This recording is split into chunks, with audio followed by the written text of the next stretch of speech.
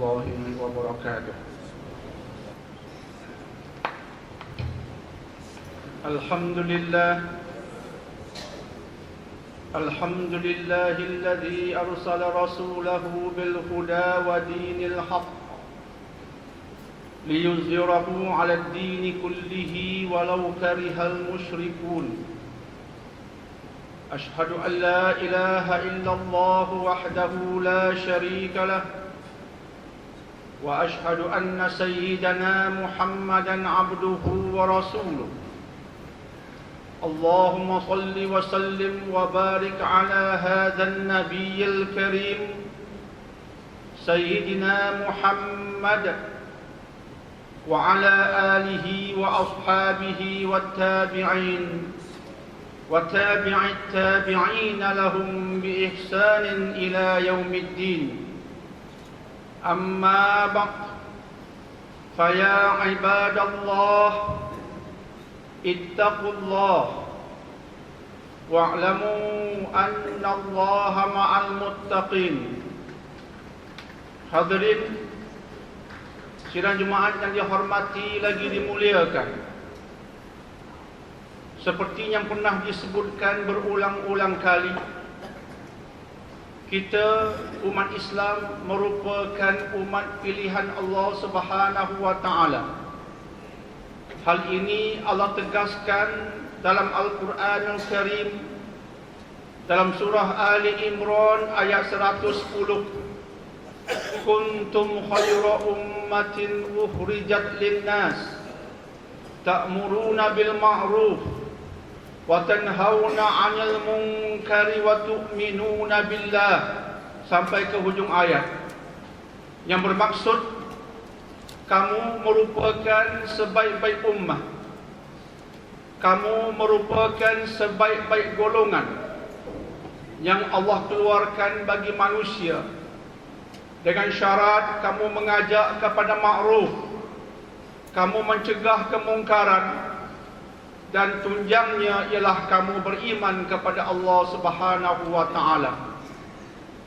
Ketiga-tiga perkara yang disebutkan dalam ayat ini, yang dikaitkan dengan umat yang terbaik, merupakan tiga agenda besar yang perlu kita laksanakan untuk digelar sebagai khairu ummatin ukhrijat linnas, sebaik-baik golongan yang Allah keluarkan bagi manusia.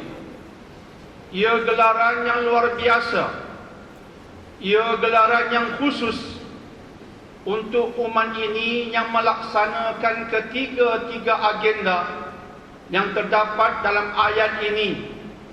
Pertamanya, mengajak kepada ma'ruf.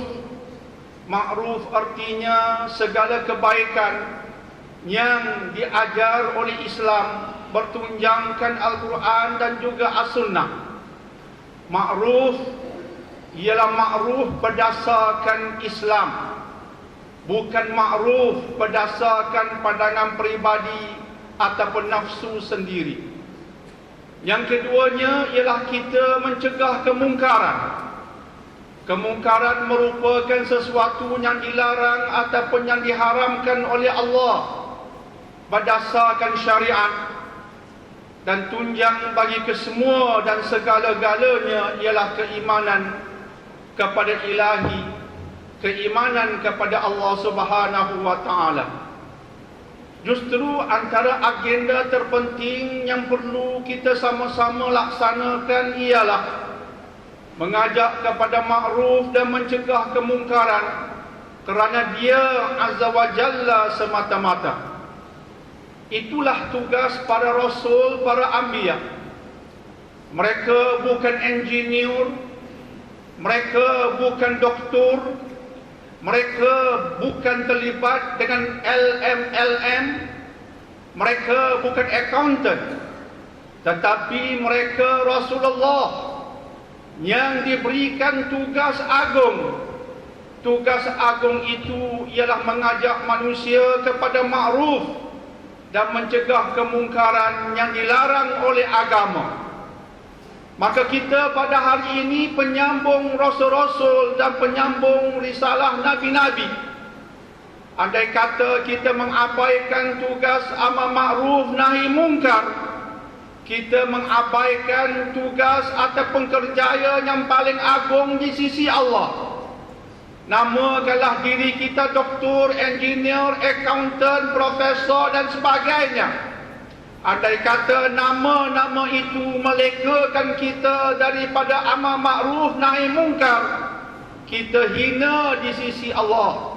Sebab kerjaya yang lain rendah berbanding kerjaya pada Rasul dan Nabi. Kerjaya pada Rasul dan Nabi ialah menyeru manusia kepada Allah dan mencegah manusia daripada taghut. Dalam bahasa umum, menyeru manusia kepada ma'ruf dan mencegah kemungkaran. Maka itu kerjaya paling agung. Umat Nabi yang mengabaikan kerjaya yang agung itu, mereka hina di sisi Allah Subhanahu wa taala. Mereka tidak layak digolongkan sebagai khairu ummatin ukhrijat linnas, sebaik-baik golongan yang dikeluarkan ilahi bagi manusia. Tuan-tuan, hadirin sidang Jumaat yang dihormati lagi dimuliakan. Lantas para sahabat menyambut seruan itu. Mereka mencontohi Nabi yang gigih berdakwah, malah mencontohi rasul-rasul yang gigih berdakwah. Kita masih ingat bagaimana Allah berbicara tentang Nabi Nuh alaihi salatu wassalam. Nabi Nuh menyeru kaumnya hampir 1000 tahun, sehingga baginda berkata sebagaimana yang dinukilkan dalam Al-Quranul Karim, Rabbi inni da'autu qaumi lailan wa nahara. Nabi Nuh berkata, Tuhanku, sesungguhnya aku menyeru berdakwah kaumku siang sampai ke malamnya. Begitulah dakwah Nabi Nuh, tidak ada kerehatan, tidak ada keselesaan. Siang berdakwah, malam berdakwah setiap hari. Begitulah kerjaya Nabi Nuh. Akhirnya di saat kemuncaknya, Nabi kita alaihi salatu wassalam menyeru manusia kepada ma'ruf dan mencegah manusia daripada kemungkaran. Dan hal ini disambung oleh para sahabat. Bayangkan ketika mereka berada di Makkahul Mukarramah selama lebih kurang 13 tahun, berbagai kemungkaran berlaku dalam masyarakat jahiliyah ketika itu. Sebagai contoh, sebahagian bangsa Arab menimbus ataupun mengambus anak-anak perempuan mereka hidup-hidup. Minuman asasi bagi mereka ialah arak ataupun khamar. Judi merupakan budaya yang mereka amalkan dari masa ke semasa. Wanita dikotak-katikkan. Peperangan antara kabilah berlaku disebabkan isu yang paling kecil. Dan begitulah seterusnya. Itu antara kemungkaran yang berlaku. Dan para sahabat yang memeluk Islam, mereka memeluk Islam dengan kefahaman. Kefahaman mereka berdasarkan Al-Quran, sebagaimana yang diriwayatkan sahabat Abdullah bin Mas'ud radhiyallahu an. Kami akan berhimpun di rumah sahabat yang bernama Arqam ibnu Abi Arqam radhiyallahu an untuk mempelajari 10 ayat Allah. Kemudian Nabi mengajar kami membaca dan memahaminya sekaligus. Kemudian kami akan balik untuk menghayatinya. Datang semula di rumah sahabat Arqam ibnu Abi Arqam untuk mengambil lagi 10 ayat. 10 campur 10 campur 10 campur 10. Begitulah kefahaman mereka. Kefahaman berdasarkan wahyu, bukan sekadar an-on ban ben bon, bukan sekadar abata sajaha, bukan sekadar huruf, bukan sekadar dengung, bukan sekadar harakat, bukan sekadar makhraj, tetapi lebih daripada itu, mereka membaca dengan betul dan mereka memahami dengan betul. Hasil daripada kefahaman itu, mereka sedar tugas mereka yang besar ialah mengajak manusia kepada ma'ruf, dan mereka juga sedar tugas mereka yang besar juga ialah mencegah kemungkaran. Maka selepas itu mereka terjun ke dalam masyarakat. Walaupun ketika itu wahyu belum lengkap. Dalam bahasa mudah, ilmu yang mereka miliki tidak sempurna lagi, tetapi mereka tidak menanti kesempurnaan. Tidak seperti sebahagian besar kita hendak berperanan. Apa jawapan kita? Aku bukan ustaz, aku bukan ulama. Pernahkah Allah berkata, wahai ustaz, kamu sahaja berdakwah, wahai ulama, kamu sahaja berdakwah? Kita pereka agama, kita pencipta agama. Apa yang Allah tak kata, kita kata. Kita memandai-mandai. Jadilah orang pandai, jangan orang yang memandai-mandai dalam bab beragama. Maka sahabat, mereka belum menguasai ilmu yang sempurna sebab wahyu belum sempurna. Tetapi mereka sedar kesempurnaan tidak ada pada manusia. Yang ada ialah apa yang kita faham, kita buat. Apa yang kita faham, kita sebarkan. Kita faham sekadar satu hadis kita hayati. Satu hadis kita sebarkan. Kita faham satu ayat berbentuk wahyu, satu ayat kita hayati, satu ayat kita sebarkan. Itu yang Nabi ajar. Lantas mereka terjun ke dalam masyarakat, menyeru manusia kepada Allah, Allah dan Allah. Tidak ada Tuhan yang lain melainkan Dia sahaja. Contoh yang amat agung berkaitan sahabat yang bernama Abu Dzar Al-Ghifari. Abu Dzar Al-Ghifari. Al-Ghifari bermaksud beliau datang dari sebuah kabilah yang bernama Bani Ghifar. Sebab itu beliau digelar Abu Dzar Al-Ghifari. Bani Ghifar amat digeruni oleh bangsa Arab. Mengapa Arab menggeruni Bani Ghifar?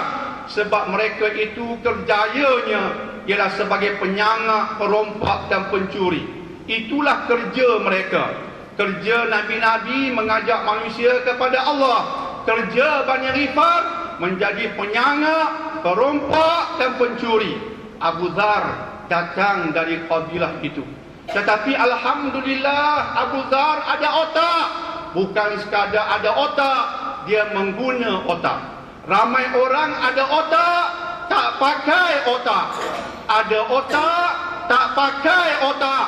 Abu Dzar ada otak dan dia pakai otak.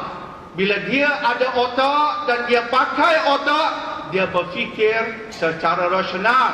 Pemikirannya menyedarkannya bahawa kabilahnya salah.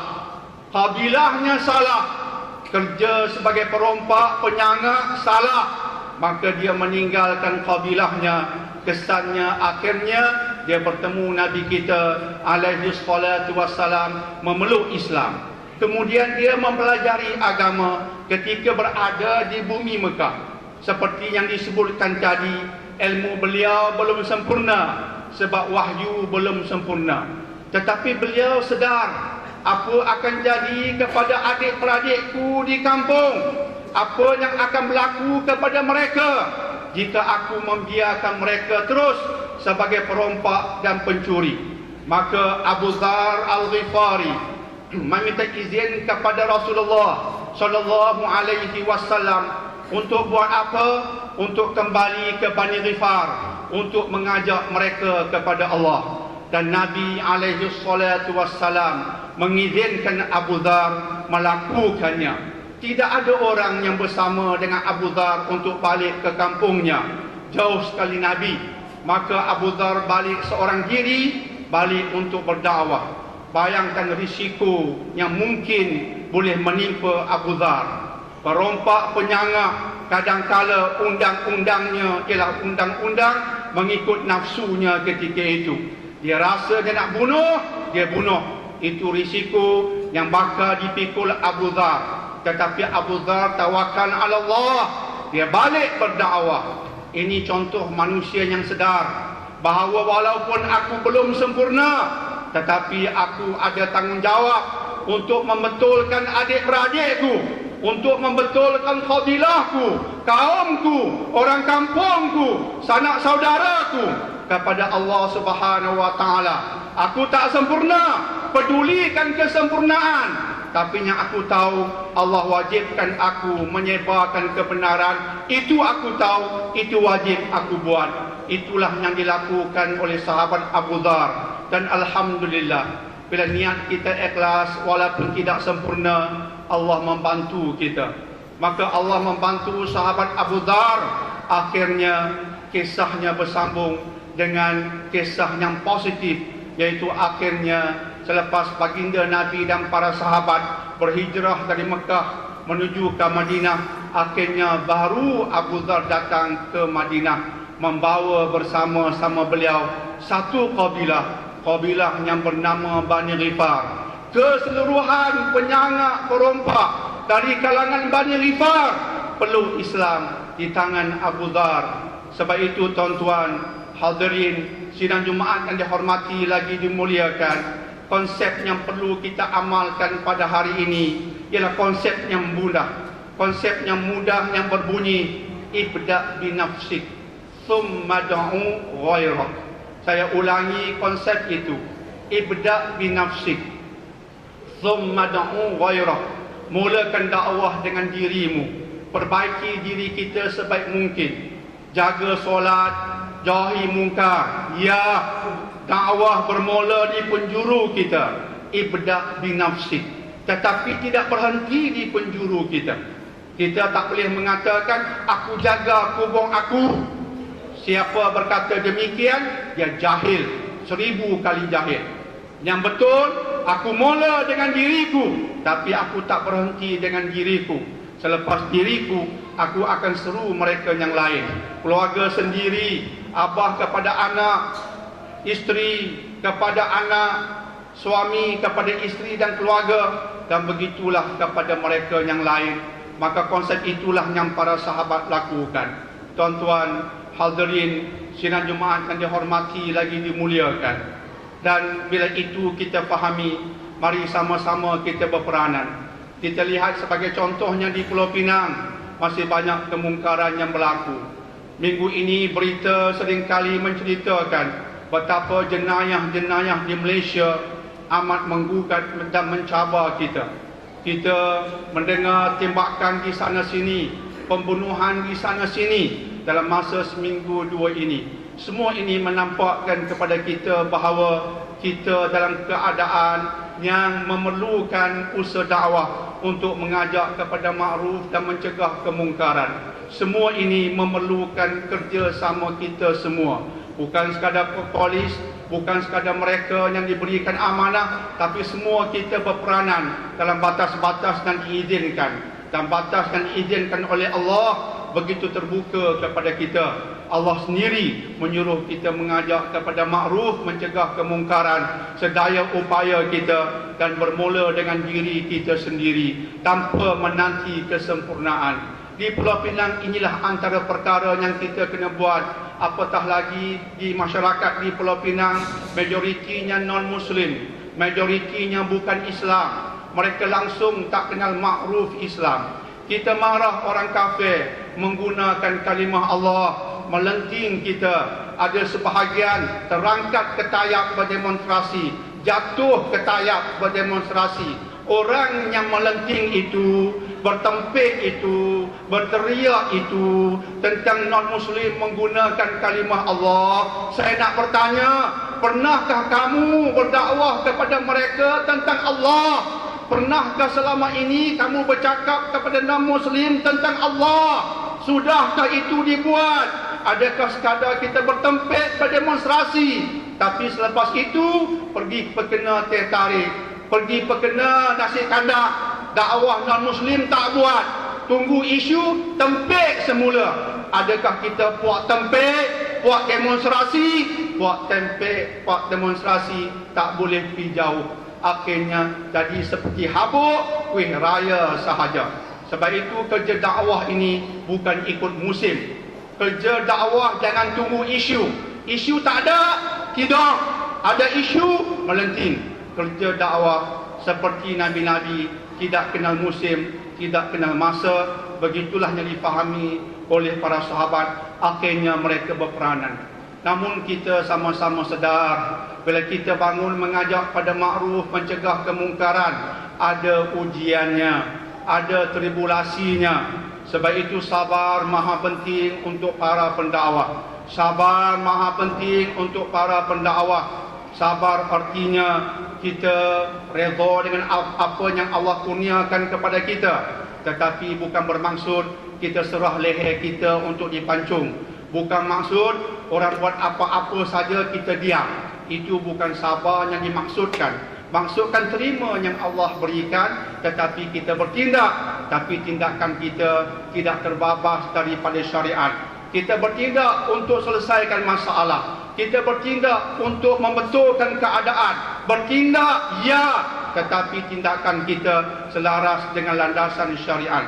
Tetapi kena sabar, tuan-tuan. Sebab itu para sahabat bersabar. Tapi ketika bersabar, mereka bertindak, mereka berperanan. Sehingga akhirnya selepas 13 tahun, mereka kena bertindak untuk berhijrah dari Mekah pergi ke Madinah. Mereka tidak akan duduk untuk disembelih. Mereka tidak akan serahkan leher begitu saja. Tindakan kena buat secara yang mana sabar. Sebab itulah Nabi dan para sahabat akhirnya berhijrah dari Mekah pergi ke Madinah. Dan ketika berada di Madinah, mereka menegakkan sebuah negara. Dan demi mengajak pada makruf, mencegah kemungkaran, akhirnya Allah izinkan mereka berperang fisabilillah. Berperang untuk menegakkan kebenaran.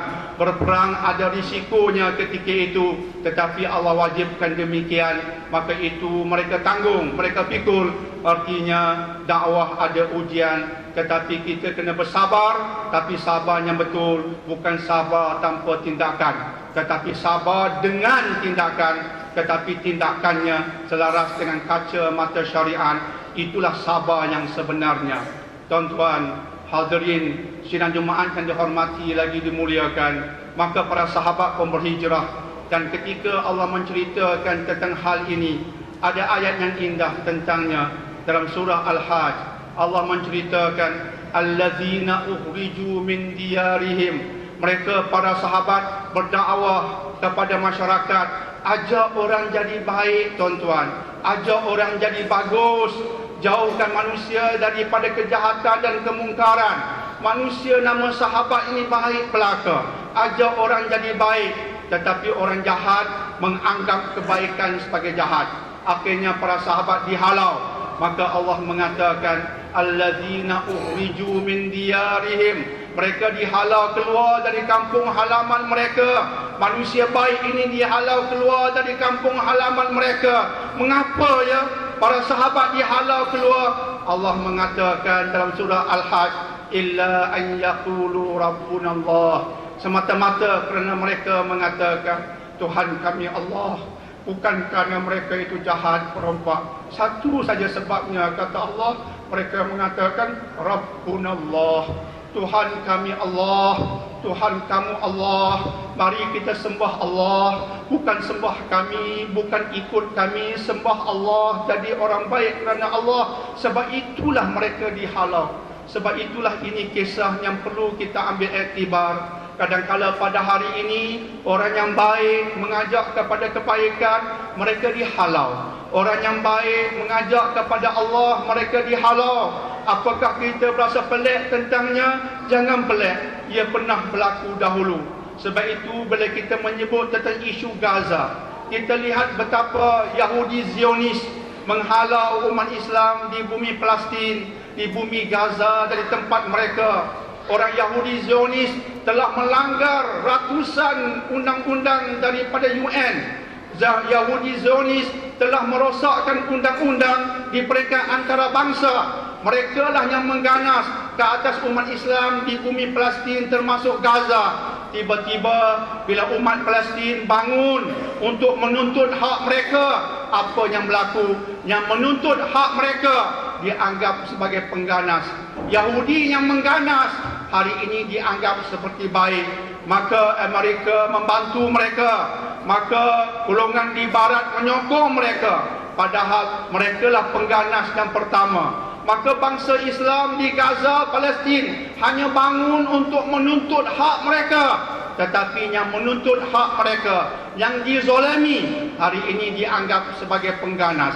Apakah kita berasa pelik? Kita jangan pelik, dia telah berlaku dahulu. Demikian juga yang berlaku di bumi Mesir pada hari ini. Presiden Morsi yang lepas, dia menang mengikut undang-undang. Dia menang berdasarkan demokrasi. Demokrasi yang telus. Ada wakil dari barat datang melihat pilihan raya di bumi Mesir. Telus, elok, maka presiden itu menang. Selepas dia menang hari ini, tentera dengan kuditanya ambil alih.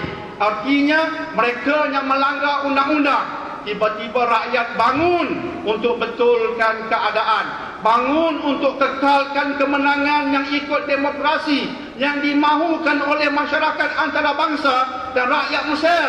Tiba-tiba rakyat yang bangun membetulkan keadaan, ditembak. Sampai hari ini sudah kita kenali ribuan yang mati dan puluhan ribu yang cedera. Siapa yang mengganas sebenarnya? Yang menang ikut demokrasi ataupun yang kudita? Kemudian mereka ada senjata, mereka ada kekuatan, mereka tembak rakyat yang tanpa senjata. Siapa yang mengganas? Dunia hari ini, jika mata mereka tidak betul, otak mereka tidak betul, mereka akan mengatakan rakyat yang bangun untuk menegur general yang kudita itu, mereka yang salah. Padahal yang langgar undang-undang, yang langgar demokrasi lah yang salah pada hari ini. Tetapi general buat ucapan mengatakan rakyat mengganas. Hari ini dunia hendak mengatakan rakyat yang ikut demokrasi itulah yang mengganas. Padahal sebenarnya yang menzalimi itu, tentera itulah yang mengganas. Semua ini episod-episod yang telah berlaku dahulu, sedang berlaku sekarang. Sebab itu bila kita baca Quran, jangan hanya an-in un ban-bin bun. Kita kena faham apa kita baca. Kita sedang melihat apa yang berlaku dahulu berulang pada hari ini. Justru kita sebagai umat Islam, kita kena prihatin tentang isu yang berlaku di Syria. Kita kena prihatin tentang isu yang berlaku di Mesir. Supaya jangan yang mungkar kita kata ma'ruf, yang ma'ruf kita kata mungkar. Kenalilah yang mungkar sebagai mungkar, kenalilah yang ma'ruf sebagai ma'ruf. Dan kita kena bertindak berdasarkan kemampuan kita, memberikan bantuan sekadar yang terdaya dan mendoakan agar mereka yang di atas kebenaran dibantu oleh Allah Subhanahu wa taala, dan mereka yang berdasarkan kemungkaran dipancung oleh Allah Subhanahu wa taala. Maka itulah antara dakwah yang kita lakukan dan perlu lakukan pada hari ini. Kita betulkan diri kita, kita betulkan keluarga kita betulkan masyarakat kita, dan kita juga berusaha semampu boleh untuk elokkan dunia kita, termasuk dunia Islam, dalam kadar kemampuan kita, seperti yang berlaku di Mesir, Syria dan seumpamanya. Kemudian baru kita berdoa kepada Allah agar Allah meridai usaha-usaha kita yang kerdil ini. Semoga Allah berikan kekuatan pada saudara-saudara kita di atas kebenaran, dan Allah berikan kekuatan pada kita untuk membantu kebenaran, insya-Allah. A'udzu billahi minasyaitonir rajim. Ya ayyuhalladzina amanu dkhulu fis silmi kaffah wa la tattabi'u khutuwatis syaitan innahu lakum aduwwum mubin. Wahai mereka yang ada iman, laksanakanlah Islam secara total ataupun sepenuhnya, dan jangan kamu ikut langkah-langkah syaitan. Mereka kesemuanya merupakan musuh yang nyata bagimu. Barakallahu li wa lakum bil Qur'anil azim wa nafa'ani wa iyyakum bima fihi minadh dzikril hakim wa taqabbal minni wa minkum tilawatahu innahu huwas samiul alim. Aqulu qawli hadza wa astaghfirullah li wa lakum wa lisairil muslimin wal muslimat fastaghfiruh fa ya fawzal mustaghfirin wa ya najatat taibin. Alhamdulillah hamdan katsiran kama amar.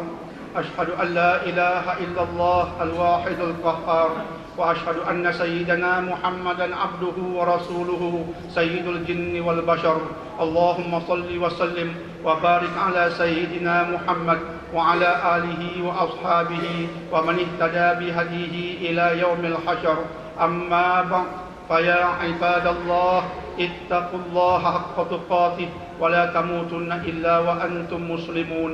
قال الله تعالى في الكتاب العزيز إن الله وملائكته يصلون على النبي يا أيها الذين آمنوا صلوا عليه وسلموا تسليما اللهم صل على سيدنا محمد وعلى آل سيدنا محمد اللهم اغفر للمسلمين والمسلمات والمؤمنين والمؤمنات الأحياء منهم والأموات اللهم لا تدع لنا ذنبا إلا غفرته ولا هما إلا فرجته ولا دينا إلا قضيته ولا مريضا إلا شفيته ولا ميتا إلا رحمته ولا عيبا إلا سترته يا أرحم الراحمين اللهم انصر الإسلام والمسلمين في بلاد سوريا اللهم انصر الإسلام والمسلمين في بلاد مصر اللهم انصر الإسلام والمسلمين في كل مكان ربنا آتنا في الدنيا حسنة وفي الآخرة حسنة وقنا عذاب النار عباد الله إن الله يأمر بالعدل والإحسان وإيتاء ذي القربى وينهى عن الفحشاء والمنكر والبغي يعظكم لعلكم تذكرون واذكروا الله العظيم يذكركم واشكروه على نعمه يزدكم واسألوه من فضله يعطكم ولذكر الله أكبر والله يعلم ما تصنعون.